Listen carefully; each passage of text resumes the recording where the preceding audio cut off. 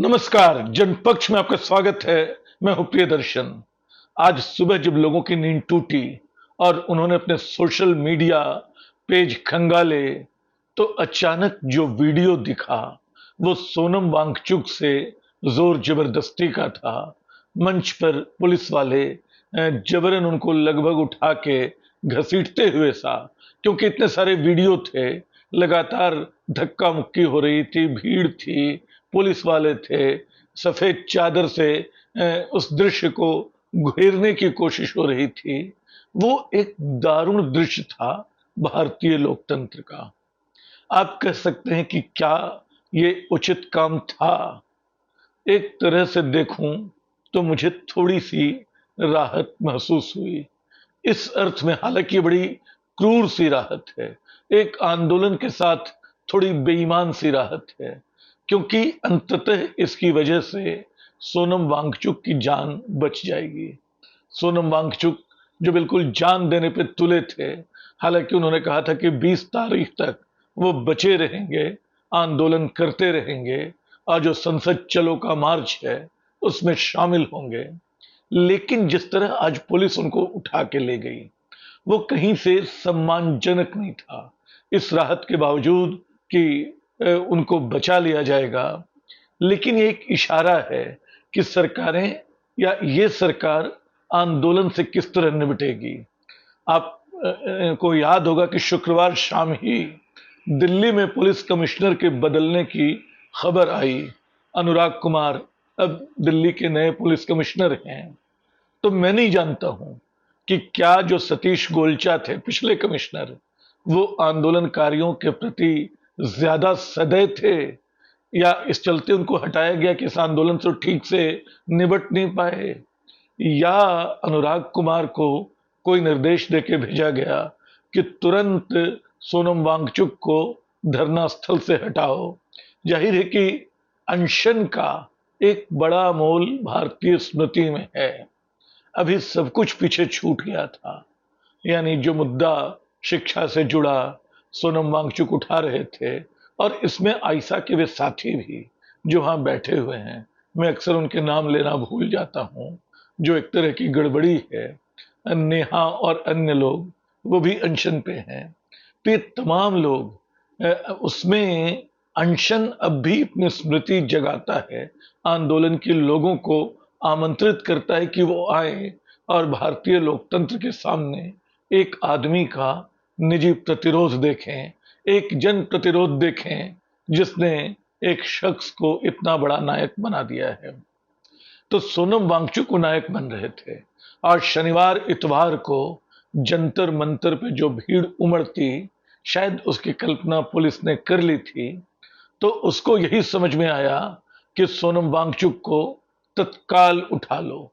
उसको पुलिस उठा के ले गई उनको, और जिस तरह ले गई, फिर दोहराता हूं, वो एक शर्मनाक दृश्य था। लेकिन आगे क्या? क्या पुलिस अभी अपनी इस ज्यादती को जारी रखेगी? क्या जंतर मंतर पे जिन लड़कों को, जिन किशोरों को, जिन बहुत कम उम्र के बच्चों को, जिनकी मीडिया वाले अचानक जिनका इम्तिहान लेने पहुंचते हैं कि गंभीर लोग हैं या नहीं, और अचानक कई बार उनको मुंह की खा के लौटनी भी पड़ती है, क्योंकि इस कोशिश में वो भी एक्सपोज हो जाते हैं, तो क्या इन बच्चों के साथ पुलिस ज्यादती करेगी? उनको भी मारपीट के भगाने की कोशिश करेगी, जंतर मंतर खाली करवाने की कोशिश करेगी? मैं मुझे नहीं मालूम। मैं इस बारे में कोई भविष्यवाणी भी नहीं कर सकता हूं। लेकिन असल में यही समय है जब प्रतिरोध को पूरी ताकत से असर्ट किया जाए, नए सिरे से रचा जाए। आज आपको एक सोनम वांगचुक के वीडियो देख के मैं आपको याद दिलाना चाहता हूं, जब टिकैत साहब को उठा लिया गया था कृषि आंदोलन के बीचों बीच से, जब वो रोते हुए वहां से हटाए गए थे, लगा कि आज तो आंदोलन खत्म हो गया। लेकिन उनके आंसुओं ने अचानक वो आंदोलन इतना बड़ा बना दिया कि लोग हैरान रह गए। अंततः सरकार को उसमें घुटने टेकने पड़े। यहां भी वैसी स्थिति आनी चाहिए। एक सोनम वांगचुक अस्पताल में गए हैं, मैं पहले भी कहता था कि उनको अपना अनशन खत्म कर लेना चाहिए, क्योंकि सरकार के सामने अनशन बहुत ज्यादा टिकने वाला मामला नहीं है। दूसरे उपाय आंदोलन के खोजे जाने चाहिए। और फिर अभी तो मैं देख रहा हूं कि हर तरफ हम लोग दिल्ली के जंतर मंतर पे आंदोलन की बात कर रहे हैं। आज हमारे मित्र पवन करण ने, जो बहुत अच्छे कवि हैं हिंदी के, कई बिल्कुल दहला देने वाली तस्वीरें साझा की हैं सोशल मीडिया पे, जो केन बेतवा परियोजना से विस्थापित हुए हजारों परिवारों के आंदोलन की है। उन आंदोलनों का स्वरूप देखिएगा तो कलेजा मुंह को आता है। लगता है कि लोग क्या कर रहे हैं। कहीं वो अपनी चिता सजा रहे हैं, कहीं वो लेटे हुए हैं। वो अजीब सा एक तरह की के गुस्से से पैदा प्रतिरोध है, जिसमें अपने राष्ट्र राज्य के प्रति एक हताशा भी शामिल है। मुझे याद आया बरसों पहले तमिलनाडु में किसान ऐसे ही प्रतिरोध कर रहे थे। वो अपनी शव यात्राएं तक निकाल चुके थे। तो ऐसे बहुत सारे आंदोलन हैं जहां सोनम वांगचुक और उनके साथियों को एक सूत्र में जोड़ने पिरोने की जरूरत है। कोई एक आंदोलन अब इस सरकार के खिलाफ नहीं, कई सारे हैं। और अब तो सिर्फ सोनम वांगचुक का नहीं, तमाम मोर्चों पे, सिर्फ धर्मेंद्र प्रधान का नहीं, तमाम मोर्चों पे विफल मंत्रियों का इस्तीफा मांगा जाना चाहिए। विदेश मंत्री एस जयशंकर, ये अभी तक साफ नहीं है कि वो कर क्या रहे हैं, क्यों कर रहे हैं। दुनिया तो प्रधानमंत्री घूमते रहते हैं तमाम जगहों पे, कहीं हंसते मुस्कुराते, कहीं मेलोडी बांटते, कहीं ट्रंप को चुपचाप सुनते, उनकी तस्वीरें आती रहती हैं।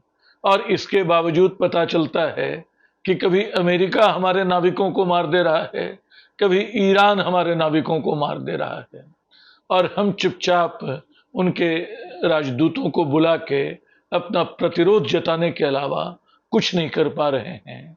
बल्कि वो भी ठीक से नहीं जता पा रहे हैं। अमेरिका बता दे रहा है कि कानून तो उसका चलेगा, शर्तें तो उसकी चलेंगी। तो ऐसा विदेश मंत्री हमारे किस काम का। वित्त मंत्री की हालत ये है कि उनको नोटबंदी तक की खबर होगी शायद नहीं, ये हालत है। और नोटबंदी जैसा विफल आयोजन मतलब उनके रहते हुआ, अभी इन तमाम वर्षों में जो हालत पेट्रोल के दाम की है, मैं युद्ध से पहले की बात कर रहा हूं, जो रुपए के गिरती कीमत की है, 95 पार डॉलर के मुकाबले हो गया है रुपया। कोई जिम्मेदार नहीं है, कोई जिम्मेदारी लेने को तैयार नहीं है। ये स्थितियां क्यों आ रही हैं? सरकार क्यों कुछ सुनने को तैयार नहीं है? क्योंकि जो राजनीतिक प्रतिरोध है वो अभी तक उतना सशक्त नहीं हो पा रहा है कि सरकार के पांव थर थर आ जाएं। ईमानदारी की बात है कि अभी तक चाहे चढ़ावा चोरी का मामला हो, चाहे मोहन यादव की के भ्रष्टाचार का मामला हो, और इन दिनों तो टीवी पे आप देखिए कि तमाम भाजपाई सरकारों के, हरियाणा सरकार के, छत्तीस वो उत्तराखंड सरकार के, यूपी सरकार के, इतने लंबे लंबे विज्ञापन चलते हैं खबरों की तरह कि लगता है कि उसमें कितना पैसा खर्च हो रहा है। ये भी एक तरह का भ्रष्टाचार है जिस पे किसी की नजर नहीं जा रही। विपक्ष को बिल्कुल सड़क पे उतर के ये काम करना चाहिए। उसका काम है कि इन सारे आंदोलनों को वो एक सूत्र में बांधे। जंतर मंतर कई जगहों पे बनने चाहिए।